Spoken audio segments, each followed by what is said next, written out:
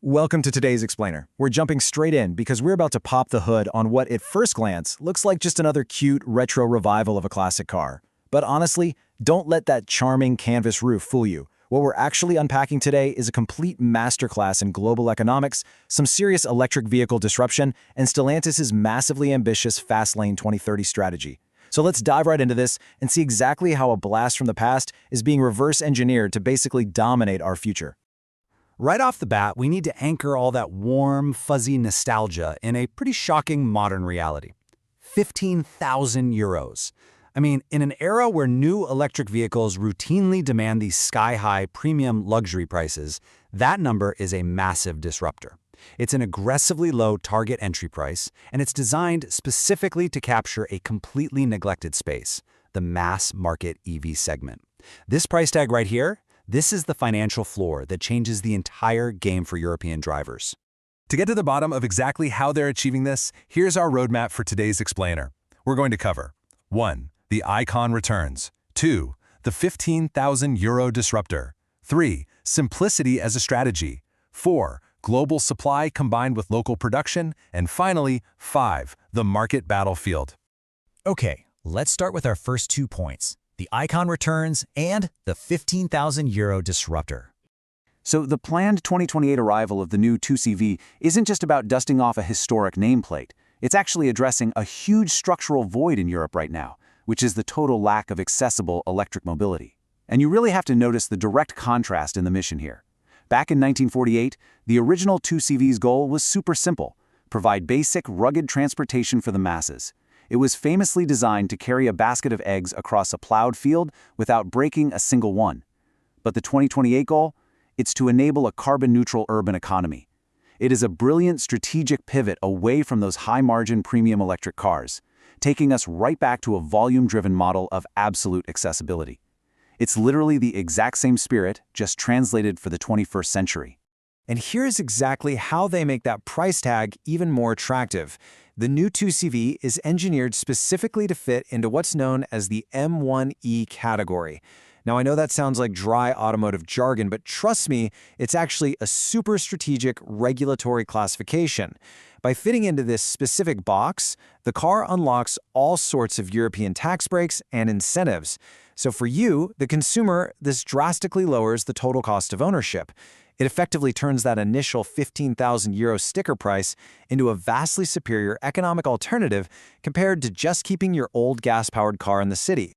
Which brings us to Section 3, Simplicity as a Strategy. This is where we really reveal the Trojan horse nature of this vehicle.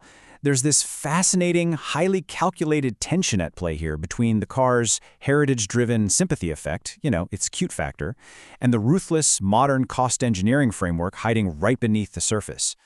Citroën leadership has actually been super explicit about this. They've stated the car is, and I quote, inspired by the spirit of the original and not by nostalgia.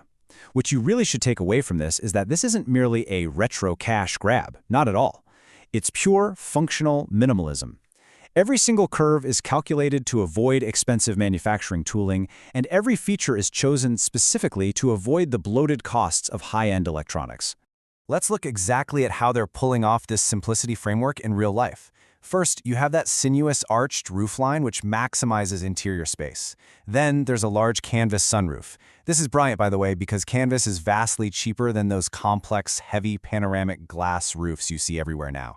It features protruding, round LED headlights that definitely pay homage to the original, but use incredibly efficient modern tech. And to keep those costs aggressively under budget, you're going to find traditional door handles, large standardized mirrors, and simple steel wheels, very similar to what we see on the Fiat Grande Panda pop trim. All of this wraps around a very practical 4-seat configuration. It's entirely stripped back, but it's perfectly functional. Moving right along to Section 4, Global Supply, Local Production. Now, underneath that simple canvas roof is a seriously complex international industrial ecosystem built entirely on the e-car platform. Looking at the specs, it's clear that Stellantis is intentionally prioritizing durability and cost efficiency over excessive range and blistering performance. For a typical urban duty cycle, a 250-kilometer range and LFP batteries are plenty.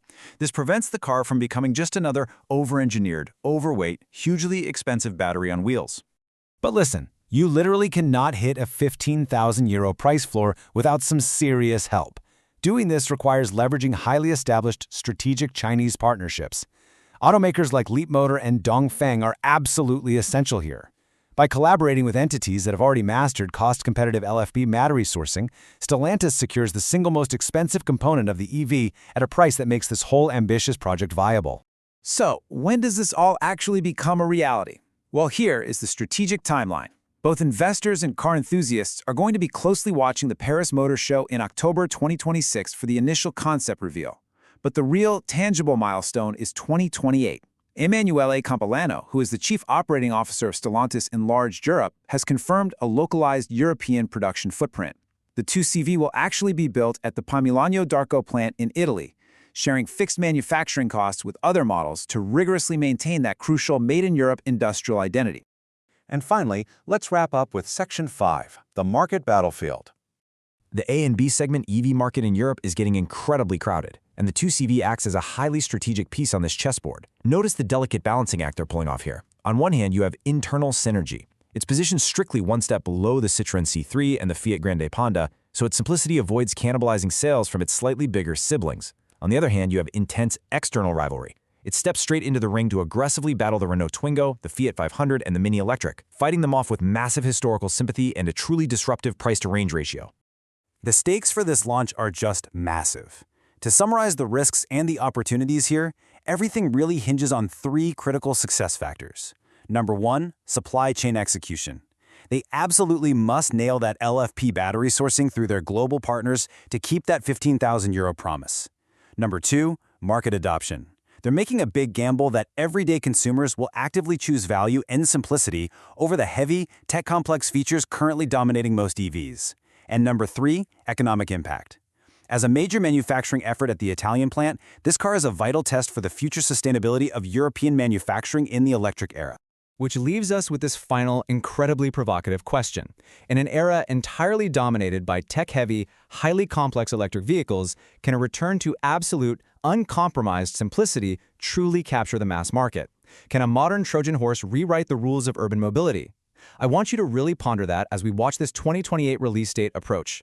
Thank you so much for joining me on this explainer today. Digging into the fascinating strategies that shape our world is exactly what we love to do, and your curiosity is what makes it all possible. Until next time, keep questioning the complex, and sometimes look for the simple answers.